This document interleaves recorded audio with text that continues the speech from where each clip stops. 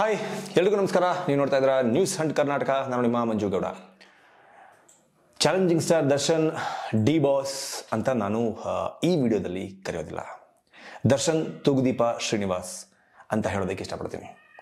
ಯಾಕಂದರೆ ಈ ಹಿಂದೆ ಸಾಕಷ್ಟು ಸಿನಿಮಾಗಳನ್ನು ನೋಡಿದ್ದೀನಿ. ಅವರ ಸಿನಿಮಾಗಳನ್ನು ನೋಡಿ, ಅವರ ನಟನೆಯನ್ನು ನೋಡಿ, ಕೆಲವೊಂದು ಸಿನಿಮಾಗಳಲ್ಲಿ ಇದ್ದಂತಹ ಮೆಸೇಜನ್ನು ನೋಡಿ ಬಂದು ರಿವ್ಯೂ ಕೂಡ ಕೊಟ್ಟಿದ್ದೀನಿ. ಯಜಮಾನ ಸಿನಿಮಾಗೆ ರಿವ್ಯೂ ಕೊಟ್ಟಿದ್ದೀನಿ, ರಾಬರ್ಟ್ ಸಿನಿಮಾಗೆ ರಿವ್ಯೂ ಕೊಟ್ಟಿದ್ದೀನಿ. ಲಾಸ್ಟ್ ರಿಲೀಸ್ ಆದಂತಹ ಕಾಟೇರ ಚಿತ್ರ ನೋಡಿ ಫ್ಯಾನ್ ಆಗಿಬಿಟ್ಟಿದ್ದೀನಿ. ನೆಕ್ಸ್ಟ್ ಲೆವೆಲ್ಗೆ ಅವರ ನಟನೆ, ಅದರಲ್ಲಿ ಕೊಟ್ಟಂತಹ ಒಂದು ಮೆಸೇಜು, ಕನ್ನಡದ ಮಟ್ಟಕ್ಕೆ ಆ ಚಿತ್ರ ಮಾಡಿದಂತಹ ಸಾಧನೆ ಎಲ್ಲದನ್ನು ನೋಡಿ ನಾನು ಅವರ ಬೆಂಬಲಕ್ಕೆ ನಿಲ್ತಾ ಇದ್ದೆ. ಅವರ ಒಳ್ಳೆಯ ಕೆಲಸಕ್ಕೂ ಕೂಡ ಸಾಕಷ್ಟು ಸಾರಿ ಬೆಂಬಲಿಸಿದ್ದೀನಿ. ಅವರು ಲಾಸ್ಟ್ ಅರ್ಜುನನ ಸಮಾಧಿಯ ವಿಚಾರವಾಗಿ ಮಾಡಿದಂತಹ ಒಂದು ಕ್ಯಾಂಪೇನ್, ಮಾಡಿದಂತಹ ಒಂದು ಪೋಸ್ಟ್ ಎಲ್ಲವನ್ನು ಬೆಂಬಲಿಸಿದ್ದೀನಿ. ಆದರೆ ಈ ವಿಚಾರದಲ್ಲಿ ಬೆಂಬಲ ಕೊಡುವ ಮನಸ್ಸು ನನಗಾಗ್ತಾ ಇಲ್ಲ. ರಾಮಾಯಣ ಮಹಾಭಾರತ ಯಾವ ಕಾಲದಿಂದ ತೆಗೆದುಕೊಂಡು ಬಂದರೂ ಒಂದು ಆಪಾದನೆ ಅನ್ನೋದು ಇದ್ದೇ ಇದೆ. ಸೀತಾಮಾತೆ ಮೇಲೆ ಒಂದು ಆಪಾದನೆ ಬಂದಾಗ ರಾಮ ಸೀತೆಗೆ ಯಾವ ರೀತಿ ಶಿಕ್ಷೆ ಕೊಟ್ಟಿದ್ದ, ಸೀತಾಮಾತೆ ಆ ಆಪಾದನೆಯಿಂದ ಹೊರಗಡೆ ಹೇಗೆ ಬಂದಳು ಅನ್ನೋದನ್ನು ಕೂಡ ನಾನು ಓದಿ ತಿಳ್ಕೊಂಡಿದ್ದೀನಿ. ಈ ವಿಚಾರದಲ್ಲಿ ದರ್ಶನ್ ಅವರ ಮೇಲೆ ಆಪಾದನೆ ಬಂದಿದೆ. ಆ ಆಪಾದನೆಯಿಂದ ಮುಕ್ತವಾಗಿ ಹೊರಗೆ ಬಂದ ಮೇಲೆ ನೋಡೋಣ. ಅಲ್ಲಿಯವರೆಗೂ ನಾನು ಅವರನ್ನು ಡಿ ಬಾಸ್, ಚಾಲೆಂಜಿಂಗ್ ಸ್ಟಾರ್ ಅಂತ ಕರೆಯೋದಕ್ಕೆ ಇಷ್ಟಪಡೋದಿಲ್ಲ. ಮೊದಲನೇದಾಗಿ, ಚಿತ್ರದುರ್ಗದ ರೇಣುಕಾ ಸ್ವಾಮಿಯ ಕೊಲೆಯ ಪ್ರಕರಣದಲ್ಲಿ ದರ್ಶನ್ ಅವರನ್ನು ಅರೆಸ್ಟ್ ಮಾಡಲಾಗಿದೆ. ಅವರ ಜೊತೆಗೆ ಪವಿತ್ರ ಗೌಡ ಕೂಡ ಅರೆಸ್ಟ್ ಆಗಿದ್ದಾರೆ. ಅವರ ಜೊತೆಗೆ 11 ಜನ, ಟೋಟಲ್ 13 ಜನ ಅರೆಸ್ಟ್ ಆಗಿದ್ದಾರೆ. ಇವತ್ತು ಕೂಡ ಆ ಅರೆಸ್ಟಿಂಗ್ ಸರಣಿ ಮುಂದುವರಿಯಬಹುದು ಅಂತ ಹೇಳಲಾಗ್ತಾ ಇದೆ. ಆ ಸ್ಕ್ರೀನ್ ಶಾಟ್ ಏನು ಬ್ಯಾಡ್ ಆಗಿ ಕಮೆಂಟ್ ಮಾಡಿದ್ದ ಅಂತ ಹೇಳಲಾಗ್ತಾ ಇದೆ. ಆ ಸ್ಕ್ರೀನ್ ಶಾಟ್ ಅನ್ನ ಒಬ್ಬ ಯೂಟ್ಯೂಬರ್ ಆಗಿರುವಂತಹ, ಅಂದ್ರೆ ರಜನಿ ಎಕ್ಸ್ಪ್ರೆಸ್ ಅಂತ ಒಂದು ಯೂಟ್ಯೂಬ್ ಚಾನೆಲ್ನ ನೋಡಿರ್ತೀರ, ಅವರು ಕಳಿಸಿದ್ದಾರೆ ಎನ್ನುವ ಒಂದು ಗುಸುಗುಸು, ಒಂದು ರೂಮರ್ ಕೂಡ ಓಡಾಡ್ತಾ ಇದೆ. ಅವರನ್ನ ಅರೆಸ್ಟ್ ಮಾಡುವ ನಿಟ್ಟಿನಲ್ಲೂ ಕೂಡ ಪೊಲೀಸ್ನವರು ಅವರ ಹುಡುಕಾಟದಲ್ಲಿ ನಿರತರಾಗಿದ್ದಾರೆ ಅಂತ ಗೊತ್ತಾಗ್ತಾ ಇದೆ. ಗೊತ್ತಿಲ್ಲ, ಅವರನ್ನ ಅರೆಸ್ಟ್ ಮಾಡಿದ್ರೆ ಈ ಸುದ್ದಿಗೆ ಒಂದು ಪೂರಕವಾಗಿ ಒಂದಷ್ಟು ವಿವರಗಳು ಸಿಗಬಹುದು. ಏನಕ್ಕಾಯ್ತು ಈ ಪ್ರಕರಣ ಏನಕ್ಕಾಯ್ತಪ್ಪ ಅಂತಂದ್ರೆ, ಪವಿತ್ರ ಗೌಡಗೆ ರೇಣುಕಾ ಸ್ವಾಮಿ ಅಂದ್ರೆ ಕೊಲೆಯಾದಂತಹ ಯುವಕ ಕೆಟ್ಟದಾಗಿ ಮೆಸೇಜ್ ಕಳಿಸಿದ್ದ. ಅದರ ಜೊತೆಗೆ ಅವನ ಮರ್ಮಾಂಗದ ಫೋಟೋವನ್ನ ಸಹ ಕಳಿಸಿದ್ದ ಅನ್ನೋದು ಆರೋಪ. ಇದಕ್ಕಾಗಿ ಆತನ ಕೊಲೆಯಾಗಿದೆ. ಈ ವಿಚಾರ ಚಾಲೆಂಜಿಂಗ್ ಸ್ಟಾರ್ ಅಂತ ಹೇಳಲ್ಲ ಅಂತ ನಾನು ಹೇಳಿದ್ದೀನಿ. ಈ ವಿಚಾರ ದರ್ಶನ್ ಅವರ ಕಿವಿಗೆ ಬಿದ್ದಾಗ, ಅವರ ಗಮನಕ್ಕೆ ಬಂದಾಗ ಏನ್ ಮಾಡಬಹುದಿತ್ತು? ಎಂಥ ಇನ್ಫ್ಲೂಯೆನ್ಸ್ ಇರುವಂತಹ ವ್ಯಕ್ತಿ ಆತ, ಎಂಥ ಇನ್ಫ್ಲೂಯೆನ್ಸ್ ಇರುವಂತಹ ವ್ಯಕ್ತಿ. ರಾಜ್ಯದಲ್ಲಿ ದೊಡ್ಡ ದೊಡ್ಡ ರಾಜಕಾರಣಿಗಳು ಗೊತ್ತು, ರಾಜ್ಯದಲ್ಲಿ ದೊಡ್ಡ ದೊಡ್ಡ ಪೊಲೀಸ್ ಆಫೀಸರ್ಗಳು ಗೊತ್ತು, ಪೊಲೀಸ್ ಡಿಪಾರ್ಟ್ಮೆಂಟ್ನಲ್ಲೂ ಎಷ್ಟೋ ಜನ ಅಭಿಮಾನಿಗಳು ದರ್ಶನ್ ಅವರಿಗೆ ಇದ್ದಾರೆ. ಹೀಗಿರುವಾಗ ಒಂದು ಫೋನ್ ಕಾಲ್ ಚಿತ್ರದುರ್ಗದ SP ಗೋ, ಸರ್ಕಲ್ ಇನ್ಸ್ಪೆಕ್ಟರ್ಗೋ, ಅಥವಾ ಆ ಲಿಮಿಟ್ಸ್ನಲ್ಲಿ ಬರುವ SIಗೋ, ಯಾರಿಗೋ ಒಬ್ಬರಿಗೆ ಫೋನ್ ಮಾಡಿ ಈ ತರಹ ನನಗೆ ನನ್ನ ಗೆಳತಿ ಪವಿತ್ರ ಗೌಡಗೆ ಒಂದಷ್ಟು ಅಶ್ಲೀಲವಾದಂಥ ಮೆಸೇಜ್ಗಳು, ಫೋಟೋಗಳು ಬಂದಿದೆ, ಇವನೇ ಕಳಿಸಿರೋದು, ಇವನನ್ನ ಒಂದು ಸ್ವಲ್ಪ ವಿಚಾರಿಸ್ಕೊಳ್ಳಿ ಅಂತ ಹೇಳಿದ್ರು. ಒಂದು ಫೋನ್ ಕಾಲ್ನಲ್ಲಿ ಹೇಳಿದ್ರು. ಅವನನ್ನ ಕರ್ಕೊಂಬಂದು ಲಾಟ್ಗೆ ಖಾರ ಪುಡಿ ಹಚ್ಚಿ ಬುದ್ಧಿ ಕಲಿಸಿರೋರು. ಒಂದು ಫೋನ್ ಕಾಲ್ನಲ್ಲಿ ಆಗಬಹುದಾದಂತಹ ಕೆಲಸಕ್ಕೆ ಕೊಲೆ ಮಾಡಬಹುದಾಗಿತ್ತ?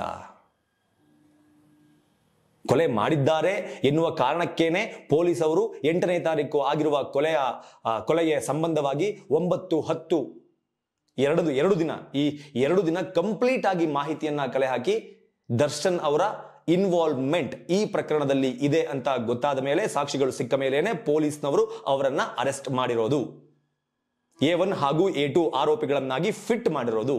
ಪೊಲೀಸ್ನವರಿಗೆ ತಲೆ ಕೆಟ್ಟಿಲ್ಲ. ಸುಮ್ನೆ ಕನ್ನಡ ಚಿತ್ರರಂಗದ ಒಬ್ಬ ಮೇರು ನಟ, ದೊಡ್ಡ ಫ್ಯಾನ್ ಫಾಲೋಯಿಂಗ್ ಹೊಂದಿರುವ ನಟನನ್ನ ಸುಮ್ಮನೆ ಅರೆಸ್ಟ್ ಮಾಡಿ ಸುಮ್ಮನೆ ಕರ್ಕೊಂಡ್ಬಂದು ಯಾವುದೋ ಕೇಸ್ನಲ್ಲಿ ಫಿಟ್ ಮಾಡೋದಕ್ಕೆ ನಮ್ಮ ಕರ್ನಾಟಕ ರಾಜ್ಯ ಪೊಲೀಸರಿಗೆ ತಲೆ ಕೆಟ್ಟಿಲ್ಲ. ಸಾಕ್ಷಿಗಳು ಸಿಕ್ಕಿರೋದಕ್ಕೇನೆ ಅರೆಸ್ಟ್ ಮಾಡಿ ಇದು ಮಾಡೋದು. ಆದ್ರೆ ಈ ಪ್ರಕರಣ ನಮ್ಮ ಸಂವಿಧಾನದ ಪ್ರಕಾರ, ಕಾನೂನಿನ ಪ್ರಕಾರ ಕೋರ್ಟ್ನಲ್ಲಿ ಜಡ್ಜ್ಗಳ ಮುಂದೆ ಡಿಸೈಡ್ ಆಗಬೇಕು. ಡಿಸೈಡ್ ಆದ್ಮೇಲೆ ತಪ್ಪಿತಸ್ಥರು ಯಾರು ಅನ್ನೋದು ಗೊತ್ತಾಗುತ್ತೆ. ಅದಕ್ಕೆ ನಾನು ಸ್ಟಾರ್ಟಿಂಗ್ ಹೇಳಿದ್ದು, ಆರೋಪ ಎಲ್ಲರ ಮೇಲೂ ಬರುತ್ತೆ, ಸೀತಾಮಾತೆ ಮೇಲೂ ಕೂಡ ಬಂದಿತ್ತು. ಆದರೆ ಅದನ್ನು ತಪ್ಪಿಸಿಕೊಂಡು ಬಂದಂತಹ ಸೀತಾಮಾತೆ ನೆಕ್ಸ್ಟ್ ರಾಮಾಯಣದಲ್ಲಿ ಏನೆಲ್ಲ ಆಗಿತ್ತು ಅಂತ ಎಲ್ಲರಿಗೂ ಗೊತ್ತಿರುವಂತಹ ವಿಚಾರ. ಈ ವಿಚಾರದಲ್ಲಿ ಕೂಡ ಇವರು ತಪ್ಪಿತಸ್ಥರಲ್ಲ ಅಂತ ಕೋರ್ಟ್ ಪ್ರೂವ್ ಆದ್ರೆ ಆಮೇಲೆ ನೋಡೋಣ. ಆದರೆ ಪ್ರೆಸೆಂಟ್ ಪೊಲೀಸರು ಪ್ರಾಥಮಿಕ ವರದಿಯನ್ನು ಏನು ರೆಡಿ ಮಾಡಿದ್ದಾರೆ ಅದರ ಮಾಹಿತಿಯ ಪ್ರಕಾರ ಇವರ ಇನ್ವಾಲ್ವ್ಮೆಂಟ್ ಇದೆ ಅಂತಾನೆ ಅರೆಸ್ಟ್ ಮಾಡಿ A1 A2 ಆಗಿ ಅವರನ್ನು ಫಿಟ್ ಮಾಡಿರೋದು. ಇನ್ನು ಕನ್ನಡ ಚಿತ್ರರಂಗದಲ್ಲಿ ನವರಸ ನಾಯಕ ಜಗ್ಗೇಶ್ ಹಾಗೂ ನಟಿ ರಮ್ಯಾ ಇವರಿಬ್ಬರನ್ನ ಬಿಟ್ರೆ ಇನ್ನ ಯಾರಿಗೂ ಧೈರ್ಯವೇ ಇಲ್ಲ, ಧೈರ್ಯನೇ ಇಲ್ಲ ಅಂತ ಅನ್ಸೋದಕ್ಕೆ ಸ್ಟಾರ್ಟ್ ಆಗಿದೆ. ಎಲ್ಲ ವಿಚಾರದಲ್ಲೂ ಸಿನಿಮಾ ರಿಲೀಸ್ ವಿಚಾರದಲ್ಲಿ ಸಪೋರ್ಟ್ ಮಾಡಿದ್ದಾರೆ. ಅವರ ಒಳ್ಳೆ ಕೆಲಸಗಳಿಗೆ ಅವ್ರ ಜೊತೆ ನಿಂತ್ಕೊಂಡಿದ್ದೀರಾ, ಅವ್ರು ಟ್ರಿಪ್ ಹೋದಾಗ ಜೊತೆ ನಿಂತ್ಕೊಂಡಿದ್ದೀರಾ, ಪಾರ್ಟಿ ಮಾಡ್ಬೇಕಾದ್ರೆ ಜೊತೆ ನಿಂತ್ಕೊಂಡಿದ್ದೀರಾ, ಸಿನಿಮಾಗಳ ಸಕ್ಸಸ್ ಮೀಟ್ ಮಾಡಿದಾಗ ಜೊತೆ ನಿಂತ್ಕೊಂಡಿದ್ದೀರಾ, ಬೇರೆಯವರಿಗೆ ಸಹಾಯ ಮಾಡಿದಾಗ ಜೊತೆ ನಿಂತ್ಕೊಂಡಿದ್ದೀರಾ, ಎಲೆಕ್ಷನ್ಗಳಲ್ಲಿ ಕ್ಯಾಂಪೇನ್ ಮಾಡಿದಾಗ ಅವ್ರ ಜೊತೆ ನಿಂತ್ಕೊಂಡಿದ್ದೀರಾ. ಹೀಗೆ ಪ್ರತಿ ವಿಚಾರದಲ್ಲೂ ದರ್ಶನ್ ಅವರ ಜೊತೆಗಿದ್ದಂತಹ ಅವರ ಗ್ಯಾಂಗ್ ಕನ್ನಡ ಚಿತ್ರರಂಗದಲ್ಲಿ ಇದೆಯಲ್ಲ, ಯಾಕೆ ಯಾರು ಮಾತಾಡ್ತಿಲ್ಲ? ಈ ವಿಚಾರವಾಗಿ ಜಗ್ಗೇಶ್ ಅವರು ಕೂಡ ಒಂದು ಪೋಸ್ಟ್ ಅನ್ನು ಹಾಕಿದ್ದಾರೆ, ಹಾಗೆ ನಟಿ ರಮ್ಯಾ ಕೂಡ ಒಂದು ಪೋಸ್ಟ್ ಅನ್ನು ಹಾಕಿದ್ದಾರೆ. ಅವರಿಬ್ಬರ ಪೋಸ್ಟ್ಗೆ ನಿಜವಾಗ್ಲೂ ನಾನು ಅಪ್ರಿಶಿಯೇಟ್ ಮಾಡ್ತೀನಿ, ಅವರಿಗೆ ಒಂದು ಸೆಲ್ಯೂಟ್ ಅನ್ನು ಹೊಡಿತೀನಿ. ಜಗ್ಗೇಶ್ ಅವರು ಏನ್ ಪೋಸ್ಟ್ ಹಾಕಿದ್ದಾರೆ ಅಂತಂದ್ರೆ, ಸರ್ವ ಆತ್ಮನೇ ಬ್ರಹ್ಮ, ಸರ್ವ ಜೀವಿಯಲ್ಲಿ ದೇವರಿದ್ದಾನೆ, ಯಾರನ್ನು ಕೊಲ್ಲುವ ಹಕ್ಕು ಜೀವನಿಗಿಲ್ಲ, ಕರ್ಮ ಜೀವನನ ಹಿಂದೆ ಹಿಂಬಾಲಿಸುತ್ತದೆ, ಅವನ ಪಾಪ ಕರ್ಮ ಅವನನ್ನ ಸುಡುತ್ತದೆ, ಕಲಿಯುಗದಲ್ಲಿ ದೇವರು ಕಲ್ಲಲ್ಲ, ಎಲ್ಲ ಕರ್ಮಕ್ಕೂ ತಕ್ಷಣ ಫಲಿತಾಂಶ ಉಂಟು, ರಾವಣನಾದರೆ ಅಂತ್ಯ ಎಂದಿದೆ ಸನಾತನ ಕೃತಿ, ಮದಕ್ಕೆ ಕಾರುಣ್ಯದ ಅರಿವಿಲ್ಲ. ಇದು ಜಗ್ಗೇಶ್ ಅವರು ಮಾಡಿರುವಂತಹ ಪೋಸ್ಟ್. ಇನ್ನ ರಮ್ಯಾ ಅವರು ಕೂಡ ಒಂದು ರೀಟ್ವೀಟ್ ಅನ್ನ ಮಾಡಿದ್ದಾರೆ. ಅವರು ಏನನ್ನು ಕೂಡ ಬರೆದಾಕಿಲ್ಲ, ಆದರೆ ಕನ್ನಡ ಬಾಕ್ಸ್ ಆಫೀಸ್ ಎನ್ನುವ ಎಕ್ಸ್ ಖಾತೆ, ಟ್ವಿಟರ್ನ ಎಕ್ಸ್ ಖಾತೆಯಲ್ಲಿ ಶೇರ್ ಆಗಿರುವಂತಹ ಒಂದು ಪೋಸ್ಟ್ ಅನ್ನ ಅವರು ಅವರ ಖಾತೆಯಲ್ಲಿ ರೀಟ್ವೀಟ್ ಮಾಡ್ಕೊಂಡಿದ್ದಾರೆ. ಇದರಲ್ಲಿ under section 302 actor Darshan is most likely to either get life imprisonment or ಈ ಟ್ವೀಟ್ ಅನ್ನ ರಮ್ಯಾ ಅವರು ಕೂಡ ಶೇರ್ ಮಾಡ್ಕೊಂಡಿದ್ದಾರೆ. ಅಂದ್ರೆ 302 ಪ್ರಕರಣದ ಪ್ರಕಾರ ಅವರಿಗೆ ಜೀವಾವಧಿ ಶಿಕ್ಷೆ ಆಗ್ಬಹುದು ಅಥವಾ ಮರಣದಂಡನೆ ಆಗಬಹುದು ಎನ್ನುವ ನಿಟ್ಟಿನಲ್ಲಿ, ಆಗಬೇಕು ಅನ್ನುವ ನಿಟ್ಟಿನಲ್ಲಿ ರಮ್ಯಾ ಅವರು ಪೋಸ್ಟ್ ಅನ್ನ ಶೇರ್ ಮಾಡ್ಕೊಂಡಿದ್ದಾರೆ. ರಮ್ಯಾ ಅವರು ಕೂಡ ದರ್ಶನ್ ಅವರ ಜೊತೆಗೆ ಆಕ್ಟ್ ಮಾಡಿದ್ದಂತಹ ನಟಿ. ಯಾಕೆ ಈ ಧೈರ್ಯ ಕನ್ನಡ ಚಿತ್ರರಂಗದಲ್ಲಿ ಬೇರೆ ಯಾರಿಗೂ ಇಲ್ವಲ್ಲ? ಯಾಕಿಲ್ಲ? ನಾನು ಹೇಳೋದು, ಕಳೆದ ಕೆಲವು ದಿನಗಳ ಹಿಂದೆ ಇಸ್ರೇಲು ಗಾಜಾ ಪಟ್ಟಿ ಮೇಲೆ ಅಟ್ಯಾಕ್ ಮಾಡಿದಾಗ, ಅಲ್ಲೊಂದಷ್ಟು ಜನ ಸತ್ತೋದಾಗ ಏನು ಬ್ಯಾಕ್ ಟು ಬ್ಯಾಕ್ ಸ್ಟೇಟಸ್ ಹಾಕಿದ್ರಿ, ಬ್ಯಾಕ್ ಟು ಬ್ಯಾಕ್ ಇದು ಮಾಡಿದ್ರಿ, ಏನು ಕರುಣೆ ಎಲ್ಲ ಉಕ್ಕಿ ಬಂತಲ್ಲ ನಿಮ್ಮ ಇನ್ಸ್ಟಾಗ್ರಾಮ್ ಮೂಲಕ, ಎಕ್ಸ್ ಟ್ವಿಟರ್ ಖಾತೆ ಮೂಲಕ ಎಲ್ಲ ಉಕ್ಕಿ ಬಂತಲ್ಲ. ಯಾಕೆ? ಚಿತ್ರದುರ್ಗದ ಯುವಕ ಕೊಲೆ ಆಗಿದೆ, ಇಲ್ಲೇ RR ನಗರದಲ್ಲಿ ಕೊಲೆ ಆಗಿದೆ. ಆತನ ಪತ್ನಿ ಮದುವೆ ಆಗಿ ಇನ್ನೂ 1 ವರ್ಷ ಕೂಡ ಕಳೆದಿಲ್ಲ. ಈ 22ನೇ ತಾರೀಕಿಗೆ ಮೊದಲನೇ ವರ್ಷದ ವೆಡ್ಡಿಂಗ್ ಆನಿವರ್ಸರಿ, 5 ತಿಂಗಳ ಗರ್ಭಿಣಿ. ಯಾಕೆ ಕಣ್ಣಿಗೆ ಕಾಣಿಸ್ತಾ ಇಲ್ವಾ? ಇದ್ಯಾವುದು ನಿಮ್ಗೆ ಯಾವುದು ಕಣ್ಣಿಗೆ ಕಾಣಿಸ್ತಿಲ್ವಾ? ಎಲ್ಲರೂ ಬಾಯಿಗೆ ಬೀಗ ಹಾಕೊಂಡು ಕುಳಿತುಕೊಂಡಿರೋದನ್ನ ನೋಡಿದ್ರೆ ನಿಮ್ಮ ಮೇಲಿರುವ ಕನ್ನಡಿಗರ ಅಭಿಮಾನವನ್ನ ನೀವೇ ಕಳೆದುಕೊಳ್ತೀರಾ. ಮಾತಾಡಿ. ದರ್ಶನ್ ಅವರೇ ಮಾಡಿದ್ದಾರೆ, ಅವ್ರಿಗೆ ಶಿಕ್ಷೆ ಆಗ್ಲೇಬೇಕು ಅಂತಲ್ಲ. ಅಟ್ಲೀಸ್ಟ್ ಈ ಪ್ರಕರಣ ಯಾಕೆ ಆಗಿದೆ, ಈ ಪ್ರಕರಣದಲ್ಲಿ ತಪ್ಪಿತಸ್ಥರು ಯಾರಾಗಿದ್ದಾರೆ, ತಪ್ಪಿತಸ್ಥರು ಯಾರೇ ಆಗಿದ್ರು ಅವ್ರಿಗೆ ಶಿಕ್ಷೆ ಆಗ್ಬೇಕು ಅನ್ನೋ ನಿಟ್ಟಿನಲ್ಲಾದ್ರೂ ಮಾತಾಡಿ. ಯಾಕೆ ಮಾತಾಡ್ತಿಲ್ಲ ಯಾರು? ಇಡೀ ರಾಜ್ಯದಲ್ಲಿ ದೊಡ್ಡ ಪ್ರಕರಣ, ಅದರ ಜೊತೆಗೆ ನ್ಯಾಷನಲ್ ಮೀಡಿಯಾಗಳು ಕೂಡ ಈ ಪ್ರಕರಣದ ಬಗ್ಗೆ ಸುದ್ದಿಯನ್ನು ಚೆಲ್ತಾ ಇದೆ. ಆಲ್ರೆಡಿ ನಿನ್ನೆ ಪೂರ್ತಿ ನ್ಯಾಷನಲ್ ಮೀಡಿಯಾದಲ್ಲೂ ಬಂದಿದೆ. ಇಡೀ ದೇಶದಲ್ಲಿ ಈ ಪ್ರಕರಣ ಸದ್ದು ಮಾಡ್ತಾ ಇದೆ. ಇಂತಹ ಪ್ರಕರಣದ ಬಗ್ಗೆ ಮಾತಾಡಲ್ಲ ನೀವುಗಳೆಲ್ಲ. ಗಾಜಾ, ಇಸ್ರೇಲು ಅಲ್ಲಾದ್ರೆ ಇವ್ರಿಗೆ ಇಲ್ಲಿ ಅಯ್ಯೋ ಅಂತ ಕರುಳು ಕಿವುಚಿ ಬರುತ್ತೆ. ನೋಡಿದಿರಾ ಆ ಸತ್ತೋಗಿರೋ ವ್ಯಕ್ತಿದು ಫೋಟೋ? ನೋಡಿಲ್ಲ ಅಂದ್ರೆ ಮೆಸೇಜ್ ಮಾಡಿದ್ದಾನೆ, ಕಳಿಸ್ತೀನಿ ನೋಡಿ. ಆ ವಿಕೃತಿ ಹೆಂಗ್ ಮೆರೆದಿದ್ದಾರೆ ಅಂತ ಕೊಲೆ ಮಾಡಿದವರು. ಅದನ್ನೇ ಹೇಳ್ತಾ ಇದ್ದೀನಿ, ಮಾತಾಡಬೇಡಿ. ಓಕೆ, ದರ್ಶನ್ ಅವ್ರು ಮಾಡಿಲ್ಲ ಅನ್ನೋದು ನಿಮ್ ನಂಬಿಕೆ ಅಲ್ವಾ? ಫೈನ್, ದರ್ಶನ್ ಅವ್ರು ಮಾಡಿದ್ದಾರೆ ಅಂತ ಹೇಳೋದು ಬೇಡ. ಅಟ್ಲೀಸ್ಟ್ ಈ ಪ್ರಕರಣ ಯಾವನ್ ಮಾಡಿದಾನೆ, ಈ ಪ್ರಕರಣದಲ್ಲಿ ಯಾವನೇ ಭಾಗಿಯಾಗಿದ್ರು ಅಂತವನಿಗೆ ಶಿಕ್ಷೆ ಆಗ್ಬೇಕು ಅನ್ನೋ ನಿಟ್ಟಿನಲ್ಲಾದ್ರೂ ಮಾತಾಡ್ಬೇಕಲ್ಲ. ಒಬ್ರು ತುಟಿ ಬಿಚ್ತಾ ಇಲ್ಲ, ಯಾರು ಮಾತಾಡ್ತಾ ಇಲ್ಲ. ಇನ್ನ ಕನ್ನಡ ಫಿಲ್ಮ್ ಚೇಂಬರ್ ಏನ್ ಮಾಡ್ತಾ ಇದೆ? ಗೋವಾದಲ್ಲಿ ಆಗಿರೋ ಗಲಾಟೆಗೆ ಪ್ರೆಸ್ ಮೀಟ್ ಮಾಡ್ತೀರಿ, ಇಲ್ಲಿ ಯಾರು ಏನಾದ್ರು ಮಾಡಿದ್ರೆ ಅವ್ರನ್ನ ಬ್ಯಾನ್ ಮಾಡ್ತೀರಿ. ಇದೇ ನಮ್ಮ ಕನ್ನಡದ ನಟ ಉಪೇಂದ್ರ ಅವರು ನಿರ್ದೇಶನದ ವಿಚಾರದಲ್ಲಿ ಏನೋ ಎಡವಟ್ಟಾಗಿತ್ತು ಅಂತ 10 ವರ್ಷ ಬ್ಯಾನ್ ಮಾಡಿದ್ರಿ. ಈಗ ಯಾಕೆ ಮಾತಾಡ್ತಾ ಇಲ್ಲ? ಯಾಕೆ ಎಲ್ರಿಗೂ ಇಷ್ಟೊಂದು ಭಯ? ಯಾಕೆ ಗೊತ್ತಾಗ್ತಾ ಇಲ್ಲ ನನಗೆ. ಚಿತ್ರರಂಗ ಮಾತಾಡ್ತಾ ಇಲ್ಲ, ಫಿಲ್ಮ್ ಚೇಂಬರ್ ಮಾತಾಡ್ತಾ ಇಲ್ಲ, ಜೊತೆಗಿದ್ದಂತಹ ಸಹ ನಟರು ಮಾತಾಡ್ತಾ ಇಲ್ಲ. ಯಾವಾಗ್ಲೂ ಅವರು ಹಿಂದೆ ಮುಂದೆ ಇದ್ದವ್ರು ಯಾರ್ದು ತುಟಿ ಪಿಟಕ್ಕೆ ಇಲ್ಲ, ಗೊತ್ತಿಲ್ಲ. ಇನ್ನ ರಾಜಕಾರಣಿಗಳು, ಇವರನ್ನ ಇಟ್ಕೊಂಡು ಕ್ಯಾಂಪೇನ್ ಮಾಡಿದ್ರಿ, ಜೊತೆಗೆ ಫೋಟೋ ಹೊಡಿಸ್ಕೊಂಡ್ರಿ, ಸೆಲ್ಫಿಗಳು ತಕ್ಕೊಂಡ್ರಿ, ಅಪ್ಲೋಡ್ ಮಾಡಿದ್ರಿ, ಬರ್ತ್ಡೇ ಟೈಮ್ನಲ್ಲಿ ವಿಶ್ ಮಾಡಿದ್ರಿ, ಕ್ಯೂ ಅಲ್ಲಿ ನಿಂತ್ಕೊಂಡು ಮನೆಗೆ ಹೋಗಿ ಬಂದ್ರಿ. ರಾಜ್ಯದಲ್ಲಿ ಯಾವ್ದಾದ್ರು ಮುಸ್ಲಿಂ ಯುವಕ ಹಿಂದೂ ಯುವತಿಯನ್ನ ಹಲ್ಲೆ ಮಾಡಿದ್ರೆ ದೊಡ್ಡ ಸುದ್ದಿ ಮಾಡ್ತೀರಿ, ಲೈನ್ ಆಗಿ ಮನೆಗೆ ಹೋಗಿ ಬರ್ತೀರಿ. ಇನ್ಯಾವುದೋ ಪ್ರಕರಣ ರಾಜಕೀಯಕ್ಕೆ ಸಂಬಂಧಪಟ್ಟಿದ್ದಾದ್ರೆ ಎಲ್ಲರೂ ಮನೆಗೆ ಹೋಗಿ ಬರ್ತೀರಿ.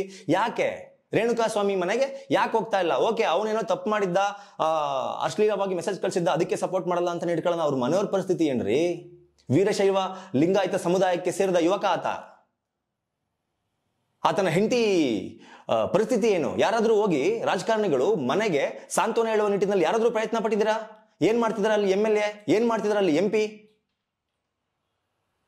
ಏನ್ ಮಾಡ್ತಿದ್ದಾರೆ ರಾಜ್ಯದಲ್ಲಿ ಕಾಂಗ್ರೆಸ್ ನಾಯಕರು, JDS ನಾಯಕರು, BJP ನಾಯಕರು? ಹೋಗಿ ಬರ್ಬೇಕಲ್ಲ, ಅಟ್ಲೀಸ್ಟ್ ಮಾನವೀಯತೆಗಾಗಿ ಮಾತಾಡ್ಬೇಕಲ್ಲ ಈ ಪ್ರಕರಣದ ಬಗ್ಗೆ. ತಪ್ಪಿತಸ್ಥರು ಯಾರೇ ಎದುರು ಬಿಡುವ ಮಾತೇ ಇಲ್ಲ. ಹೌದು, ಆಗಿದೆ, ತಪ್ಪಾಗಿದೆ. ಯಾಕೆ ಯಾರು ಮಾತಾಡ್ತಾ ಇಲ್ಲ ಅದು ಕೂಡ ಗೊತ್ತಾಗ್ತಿಲ್ಲ. ಇನ್ನ ಸೋಷಿಯಲ್ ಮೀಡಿಯಾ ಇನ್ಫ್ಲುಯೆನ್ಸರ್ಗಳು ಎಲ್ಲಾ ವಿಚಾರದಲ್ಲೂ ಲಬೋ ಅಂತ ಬಾಯ್ ಬಡ್ಕೊಂತೀವಿ. ನಾನು ಕೂಡ ಒಬ್ಬ ಸೋಷಿಯಲ್ ಮೀಡಿಯಾ ಇನ್ಫ್ಲುಯೆನ್ಸರ್, ನಾನು ಕೂಡ ಒಬ್ಬ ಪತ್ರಕರ್ತ, ನಾನು ಕೂಡ ಒಂದಷ್ಟು ವಿಡಿಯೋಗಳನ್ನ ಮಾಡ್ತೀನಿ. ಆದರೆ ಈ ವಿಚಾರದಲ್ಲಿ ಯಾಕೆ ಭಯ? ಯಾಕೆ ಇನ್ನು ಎಷ್ಟು ದಿನ ಈ ಮೌನ? ಇನ್ನು ಎಷ್ಟು ದಿನ ಈ ಭಯ? ಇನ್ನು ಎಷ್ಟು ದಿನ ಬಾಯಿಗೆ ಬೀಗ ಹಾಕೊಂಡು ಕೂತಿರ್ತೀರಾ ಸೋಷಿಯಲ್ ಮೀಡಿಯಾ ಇನ್ಫ್ಲುಯೆನ್ಸರ್ಗಳು? ಹೇಳಿ ನನಗೆ, ಯಾಕೆ ಯಾರು ಮಾತಾಡ್ತಿಲ್ಲ ಈ ಪ್ರಕರಣದ ಬಗ್ಗೆ? ನಾನು ಯಾರಿಗೂ ಹೇಳ್ತಾ ಇಲ್ಲ ಅವರೇ ಮಾಡಿದ್ದಾರೆ ಅಂತ ಹುಗಿರಿ, ಅವರೇ ಮಾಡಿದ್ದಾರೆ ಅಂತ ಬೈರಿ ಅಂತ ನಾನು ಹೇಳ್ತಿಲ್ಲ. ಪ್ರಕರಣದ ಬಗ್ಗೆ ಮಾತನಾಡಿ. ಈ ಪ್ರಕರಣದಲ್ಲಿ ಯಾರೇ ಆಗಿದ್ರು ಅವರಿಗೆ ಶಿಕ್ಷೆ ಆಗ್ಬೇಕು ಅನ್ನೋ ನಿಟ್ಟಿನಲ್ಲಾದ್ರೂ ಮಾತಾಡ್ಬೇಕಲ್ವಾ? ಸೋಷಿಯಲ್ ಮೀಡಿಯಾ ಇನ್ಫ್ಲುಯೆನ್ಸರ್ಗಳು, ಜನ ನಿಮ್ಮನ್ನು ಕೂಡ ತುಂಬಾ ಸೂಕ್ಷ್ಮವಾಗಿ ಗಮನಿಸ್ತಾ ಇದ್ದಾರೆ. ನಿಮಗೆ ಬೇಕಾದದ್ದನ್ನ ಮಾತಾಡ್ತೀನಿ, ಬೇಡವಾಗಿರೋದನ್ನ ನಾನು ಮಾತಾಡಲ್ಲ ಅನ್ನುವ ನಿಟ್ಟಿನಲ್ಲಿ ಸೋಷಿಯಲ್ ಮೀಡಿಯಾ ಇನ್ಫ್ಲುಯೆನ್ಸರ್ಗಳು ಕೂಡ ಈ ಪ್ರಕರಣದಲ್ಲಿ ನಡ್ಕೊಂಡ್ರೆ, ಭಯ ಪಟ್ರೆ, ಈ ಪ್ರಕರಣದಲ್ಲಿ ಹಿಂದೇಟನ್ನ ಹಾಕಿದ್ರೆ ಮುಂದಿನ ದಿನಗಳಲ್ಲಿ ಜನ ನಿಮ್ಮ ಮೇಲಿರುವ ಟ್ರಸ್ಟ್ ಅನ್ನ ಕೂಡ ಸೋಷಿಯಲ್ ಮೀಡಿಯಾ ಇನ್ಫ್ಲುಯೆನ್ಸರ್ಗಳು ಹಾಗೂ ಯೂಟ್ಯೂಬರ್ಗಳ ಮೇಲೆ ಇರುವ ನಂಬಿಕೆ ಹೋಗುತ್ತೆ, ಕಳ್ಕೊತಾರೆ. ಅದರಲ್ಲಿ ಒಂದಷ್ಟು ಜನ ಮಾಡಿದ್ದಾರೆ. ಅವ್ರ ವಿಡಿಯೋಗಳನ್ನ ಕೂಡ ನಾನು ನೋಡಿದೆ. ಅವ್ರು ಯಾವತ್ತೂ ಕೂಡ ಸಿನಿಮಾ ಬಗ್ಗೆ ಮಾತನಾಡಿದವರಲ್ಲ, ಆದ್ರೂ ಕೂಡ ಅಂಥವರು ಕೂಡ ಈ ಪ್ರಕರಣದ ಬಗ್ಗೆ ಮಾತನಾಡ್ತಾ ಇದ್ದಾರೆ, ತಮ್ಮ ಮರುಕವನ್ನು ವ್ಯಕ್ತಪಡಿಸ್ತಾ ಇದ್ದಾರೆ. ಆದ್ರೆ ಇನ್ನೂ ಹಲವರು ಹೆದರ್ಕೊಂಡು, ಭಯ ಪಡ್ಕೊಂಡು ಅದಕ್ಕೆ ಏನನ್ಬೇಕು, ಬಕೆಟ್ ಹಿಡಿತಾ ಇದ್ದಾರೆ ಅಂತ ಅನ್ಬೇಕಾ? ಏನನ್ಬೇಕು? ಐ ಡೋಂಟ್ ನೋ ಗೊತ್ತಾಗ್ತಿಲ್ಲ ನನಗೆ. ದಯವಿಟ್ಟು ಸೋಷಿಯಲ್ ಮೀಡಿಯಾ ಇನ್ಫ್ಲುಯೆನ್ಸರ್ಗಳು, ಯೂಟ್ಯೂಬರ್ಗಳು ಈ ಪ್ರಕರಣದ ಬಗ್ಗೆ ಮಾತಾಡಬೇಕು. ಯಾಕೆ ಅಂದ್ರೆ ಕಮೆಂಟ್ ನಮಗೆ ಸಂಬಂಧಪಟ್ಟ ವಿಚಾರ. ಅದು ಒಬ್ಬ ಕಮೆಂಟ್ ಮಾಡಿದವನನ್ನ ಎತ್ತಾಕೊಂಬಂದು ಮರ್ಡರ್ ಮಾಡ್ತಾರೆ ಅಂತಂದ್ರೆ ನಾಳೆ ನಮ್ಮ ಕತೆ ಏನು, ನಿಮ್ ಕತೆ ಏನು? ಇಂಥವ್ರಿಗೆ ಶಿಕ್ಷೆ ಆಗಿಲ್ಲ ಅಂತಂದ್ರೆ ನಾಳೆ ನಾವೇನೋ ಕಮೆಂಟ್ ಮಾಡೋದು, ಅದು ಅವ್ರಿಗೆ ಇಷ್ಟ ಆಗಿಲ್ಲ, ನಮ್ಮನ್ನು ಎತ್ತಾಕೊಂಡೋಗಿ ಏನೋ ಮಾಡ್ಬಿಟ್ರು ಅಂದ್ರೆ ಇಂಥವ್ರನ್ನ ಹೊರಗಡೆ ಓಡಾಡಕ್ ಬಿಟ್ರೆ ಏನಾಗ್ಬೋದು? ಈ ನಿಟ್ಟಿನಲ್ಲೂ ಕೂಡ ನೀವು ಮಾತಾಡ್ತಾ ಇಲ್ಲ. ನಿಮ್ದು ಕೂಡ ರೆಸ್ಪಾನ್ಸಿಬಿಲಿಟಿ ಇದೆ. ಸೋಷಿಯಲ್ ಇನ್ಫ್ಲುಯೆನ್ಸರ್ಸ್ ಹಾಗೂ ಯೂಟ್ಯೂಬರ್ಸ್ ಅರ್ಥ ಮಾಡ್ಕೊಳ್ಳಿ. ಇದರ ಜೊತೆಗೆ ಅಭಿಮಾನಿಗಳು, ನಿನ್ನೆ ಒಂದಷ್ಟು ಜನ ಅಭಿಮಾನಿಗಳ ಪಬ್ಲಿಕ್ ಬೈಟ್ ಅನ್ನ ನಾನು ನನ್ನ ಚಾನಲ್ನಲ್ಲಿ ಪ್ರಸಾರ ಮಾಡಿದ್ದೀನಿ. ಅಲ್ಲಿ ಅವರು ಹೇಳ್ತಾ ಇದ್ದಿದ್ದೊಂದೇ, ನಮ್ಮ ಬಾಸ್ ಮಾಡಿಲ್ಲ, ಇವೆಲ್ಲ ಚಾನಲ್ಗಳು TRPಗಾಗಿ ಮಾಡ್ತಾ ಇರುವಂತಹ ವಿಚಾರ. ನಮ್ಮ ಬಾಸ್ ಈ ತರದೆಲ್ಲ ತಪ್ಪು ಮಾಡಲ್ಲ. ಇನ್ ಕೆಲವರು ಹೌದು ಮಾಡಿರ್ಬೋದು, ಏನೋ ಕೆಟ್ಟದಾಗ ಕಮೆಂಟ್ ಮಾಡಿದ್ದಾನೆ ನಮ್ಮ ಅತ್ತಿಗೆ ಬಗ್ಗೆ, ಅದಕ್ಕೋಸ್ಕರ ಮಾಡಿ ಬುದ್ಧಿ ಕಲ್ಸಕ್ ಬಂದು ಒಳ್ಳೆ ಕೆಲಸ ಮಾಡಿದ್ದಾರೆ. ಯಾವ ಮನಸ್ಥಿತಿಯಲ್ಲಿ ಇದ್ದೀರಾ? ಈ ಮನಸ್ಥಿತಿಯಲ್ಲಿರುವ ಪ್ರತಿಯೊಬ್ಬ ಅಭಿಮಾನಿಯೂ ಕೂಡ ಚಿತ್ರದುರ್ಗದಲ್ಲಿರುವ ರೇಣುಕಾ ಸ್ವಾಮಿಯ ಮನೆಗೆ ಒಂದು ಸಲ ಹೋಗಿ ಅವನ ಹೆಂಡತಿಯನ್ನ, ಅವನ ಅಮ್ಮನನ್ನ, ಅವನ ಅಪ್ಪನನ್ನ, ಅವನ ತಂಗಿಯನ್ನ ಮಾತನಾಡಿಸ್ಕೊಂಡು ಬಂದ್ರಪ್ಪ ನೋಡೋಣ. ಹೋಗಿ ಮಾತಾಡ್ಸ್ಕೊಂಬನ್ರಿ. 20,000 ರೂಪಾಯಿ ಸಂಬಳ ತಗೊಂಡು ಅಪೋಲೋ ಫಾರ್ಮರ್ಸ್ ಇಲ್ಲಿ ಕೆಲಸ ಮಾಡ್ತಿದ್ದಂತಹ ಹುಡುಗ, ಆ ಹುಡುಗನ ಮನೆಯ ಸ್ಥಿತಿ ಈಗ ಹೇಗಿದೆ ಅನ್ನೋದನ್ನ ಹೋಗಿ ಮಾತನಾಡಿಸ್ಕೊಂಡು ಬನ್ನಿ. ಕೇಳಿ ಅವರ ಮನೆ ಪರಿಸ್ಥಿತಿ ಹೆಂಗಿದೆ ಅಂತ. ಸಪೋರ್ಟ್ ಮಾಡುವ ಪ್ರತಿಯೊಬ್ಬ ಅಭಿಮಾನಿಗೂ ಹೇಳ್ತಾ ಇದ್ದೀನಿ ಇದನ್ನ. ಹೌದು, ಒಳ್ಳೊಳ್ಳೆ ಸಿನಿಮಾಗಳು ಕೊಟ್ಟಿದ್ದಾರೆ, ಸಮಾಜಮುಖಿ ಕೆಲಸಗಳನ್ನ ಮಾಡಿದ್ದಾರೆ, ಪ್ರಾಣಿಗಳ ರಕ್ಷಣೆಯಲ್ಲಿ ಒಳ್ಳೊಳ್ಳೆ ಇನಿಷಿಯೇಟಿವ್ ತಗೊಂಡಿದ್ದಾರೆ. ಎಲ್ಲದೂ ಕೂಡ ಅಪ್ರಿಷಿಯೇಬಲ್. ಒಳ್ಳೆ ಕೆಲಸ ಮಾಡಿದರೆ ಅನ್ನೋ ಕಾರಣಕ್ಕೆ, ಪ್ರಾಣಿಗಳ ರಕ್ಷಣೆ ಮಾಡಿದರೆ ಅನ್ನೋ ಕಾರಣಕ್ಕೆ, ಒಳ್ಳೆ ಸಿನಿಮಾ ಮಾಡಿದರೆ ಅನ್ನೋ ಕಾರಣಕ್ಕೆ, ಅಭಿಮಾನಿಗಳ ಹೆಸರನ್ನ ಎದೆ ಮೇಲೆ ಹಾಕಿಸ್ಕೊಂಡಿದ್ದಾರೆ ಅನ್ನೋ ಕಾರಣಕ್ಕೆ, ಸೊಸೈಟಿಯಲ್ಲಿ ಒಳ್ಳೆ ಸ್ಟೇಟಸ್ ಇದೆ ಎನ್ನುವ ಕಾರಣಕ್ಕೆ ಕೊಲೆ ಮಾಡಬಹುದು. ಅದನ್ನು ಕೂಡ ನಾನು ಸಮರ್ಥನೆ ಮಾಡ್ಕೋತೀನಿ ಅಂತಂದ್ರೆ ಗೊತ್ತಾಗ್ತಾ ಇಲ್ಲ. ನಮ್ಮ ಸಮಾಜ ಎಲ್ಲಿಗೆ ಸಾಗ್ತಾ ಇದೆ, ಯಾವ ಕಡೆ ಹೋಗ್ತಾ ಇದೆ ಅನ್ನೋದು ಗೊತ್ತಾಗ್ತಾ ಇಲ್ಲ. ಎಲ್ಲದಕ್ಕೂ ಸಪೋರ್ಟ್ ಮಾಡಿ. ಅಭಿಮಾನಿಗಳಿಗೂ ನಾನು ಹೇಳದಿದೆ, ನಿಮಗೆ ಅವರ ಮೇಲಿರುವ ಅಭಿಮಾನ ಹಾಗೆ ಇರಲಿ, ಅದರಲ್ಲಿ ಯಾವುದೇ ತಪ್ಪಿಲ್ಲ. ಆದರೆ ಈ ತರಹದ ಆರೋಪ ಬಂದಾಗ ಅಟ್ಲೀಸ್ಟ್ ತಪ್ಪು ಯಾರೇ ಮಾಡಿದ್ರು ಶಿಕ್ಷೆ ಆಗ್ಲಿ ಅನ್ನುವ ಮಾತು ಯಾಕೆ ಯಾರ ಬಾಯಲ್ಲೂ ಬರ್ತಾ ಇಲ್ಲ? ಯಾಕೆ ಯಾರ ಬಾಯಲ್ಲೂ ಬರ್ತಾ ಇಲ್ಲ? ಹಾಗೆ ಹೇಳಿದ್ನಲ್ಲ, ಮೀಡಿಯಾದವ್ರಿಗೆ ಆಯ್ತು ದರ್ಶನ್ ಅವ್ರನ್ನ ಕಂಡ್ರೆ ಆಗಲ್ಲ ಅಂತಾನೆ ಇಟ್ಕೊಳ್ಳೋಣ. ಪೊಲೀಸ್ನವ್ರಿಗೆ ತಲೆ ಕೆಟ್ಟಿದ್ಯಾ? ಸುಮ್ಮನೆ ಕರ್ಕೊಂಬಂದು ಸುಮ್ಮನೆ ಸ್ಟೇಷನ್ ಅಲ್ಲಿ ಕೂರಿಸ್ಕೊಂಡು FIR ಹಾಕಿ ಕೇಸ್ನಲ್ಲಿ ಫಿಟ್ ಮಾಡೋದಕ್ಕೆ, ಯಾವನೋ ಮಾಡಿದ್ದಕ್ಕೆ ದರ್ಶನ್ ಅವ್ರನ್ನ ಕರ್ಕೊಂಬಂದು ಫಿಟ್ ಮಾಡೋದಕ್ಕೆ ಪೊಲೀಸ್ನವರು, ಕರ್ನಾಟಕ ರಾಜ್ಯ ಪೊಲೀಸ್ ಏನ್ ಅನ್ಕೊಂಡಿದ್ದೀರಾ? ಕರ್ನಾಟಕ ರಾಜ್ಯ ಪೊಲೀಸ್ ಅಂದ್ರೆ ಹಿಸ್ಟ್ರಿ ಗೊತ್ತಾ? ಕರ್ನಾಟಕ ರಾಜ್ಯ ಪೊಲೀಸ್ದು ಏನ್ ಅನ್ಕೊಂಡಿದ್ದೀರಾ? ಪೊಲೀಸ್ನ ಸುಮ್ಮನೆ ಪೊಲೀಸ್ನವ್ರು ಕರ್ಕೊಂಬಂದು ಫಿಟ್ ಮಾಡ್ಬಿಟ್ಟು ಕೂರ್ಸಕ್ ಸಾಧ್ಯ ಇದೆಯಾ? ಸಾಧ್ಯ ಇಲ್ಲ. ದಯಮಾಡಿ ಅರ್ಥ ಮಾಡ್ಕೊಳ್ಳಿ. ಒಂದು ನೆನ್ಪಿಟ್ಕೊಳ್ಳಿ, ಇದೇ ಒಂದು ಪ್ರೆಸ್ ಮೀಟ್ ನಲ್ಲಿ, ಇದೇ ಒಂದು ಸಿನಿಮಾ ರಿಲೀಸಿಂಗ್ ಪ್ರೀ ಇವೆಂಟ್ ನಲ್ಲಿ, ಇವತ್ತೇಳು ನಾಳೆ ಅವಳು ವಾಗ್ರಾಣಿ ಮಜ್ಜೆ, ನನಗೆ ನನ್ನ ಸೆಲೆಬ್ರಿಟಿಗಳು ಸಾಕು ಎನ್ನುವ ಮಾತು ಸುಳ್ಳಾಗ್ಲಿಲ್ವಾ? ಇವತ್ತೇಳು ನಾಳೆ ಅವಳು, ನನಗೆ ಯಾರು ಬೇಡ, ನನ್ನ ಸೆಲೆಬ್ರಿಟಿಗಳು ಬೇಕು ಅಂದಿದ್ದಿದ್ರೆ ಇದೇ ರೇಣುಕಾಸ್ವಾಮಿ ದರ್ಶನ್ ಅವರ ಅಪ್ಪಟ ಅಭಿಮಾನಿ. ಇದೇ ರೇಣುಕಾಸ್ವಾಮಿ ದರ್ಶನ್ ಅವರ ಅಪ್ಪಟ ಅಭಿಮಾನಿಗೋಸ್ಕರ ನಿಂತ್ಕೋಬೇಕಾಗಿತ್ತಲ್ಲ. ಇವತ್ತೇಳು ನಾಳೆ ಅವಳು ಅನ್ನೋ ಮಾತಿಗೆ ಸ್ಟಿಕ್ ಆನ್ ಆಗಂಗಿದ್ದಿದ್ರೆ ಅಭಿಮಾನಿಗೋಸ್ಕರ ನಿಂತ್ಕೋಬೇಕಾಗಿತ್ತು. ಅಭಿಮಾನಿಯ ಸಾವಿನ ವಿಚಾರದಲ್ಲಿ ಅವರ ಹೆಸರು ತಳುಕು ಹಾಕಿಕೊಳ್ಳಬಾರ್ದಾಗಿತ್ತು. ಈಗ ಎದೆ ಮೇಲೆ ಸೆಲೆಬ್ರಿಟಿ ಅಂತ ಬರ್ಸ್ಕೊಂಡ್ರೆ ಏನ್ ಬಂತು? ಅಂತ ಒಬ್ಬ ಸೆಲೆಬ್ರಿಟಿಯ ಹತ್ಯೆಯಾಗಿದೆ. ಅವರ ಮನೆ ಇವಾಗ ಬೀದಿಗೆ ಬಂದು ಬಿದ್ದಿದೆ. ಯಾಕೆ ಯಾರು ಈ ಆಂಗಲ್ನಲ್ಲಿ ಯೋಚನೆ ಮಾಡ್ತಾ ಇಲ್ಲ? ಅದು ಕೂಡ ನನಗೆ ಅರ್ಥ ಆಗ್ತಾ ಇಲ್ಲ. ಇನ್ನ ದರ್ಶನ್ ಅವರು ಇದನ್ನ ಮಾಡಿಲ್ಲ, ಪವಿತ್ರ ಗೌಡ ಅವರು ಇದು ಮಾಡಿದ್ರು, ಹಂಗೆ ಹಿಂಗೆ ಅದು ಇದು. ಓಕೆ, ಪವಿತ್ರ ಅವರ ಗೌಡಿಗೆ ಕಳಿಸಿದ ಮೆಸೇಜು ದರ್ಶನ್ ಅವರ ಚಿತ್ರದುರ್ಗದ ಅಭಿಮಾನಿ ಬಳಗದ ಅಧ್ಯಕ್ಷನಿಗೆ ಹೆಂಗ್ ಗೊತ್ತಾಯ್ತು? ಪವಿತ್ರ ಗೌಡಂಗೂ ಚಿತ್ರದುರ್ಗದ ದರ್ಶನ್ ಬಳಗದ ಅಧ್ಯಕ್ಷನಿಗೂ ಏನ್ ಸಂಬಂಧ? ಹೆಂಗ್ ಲಿಂಕು?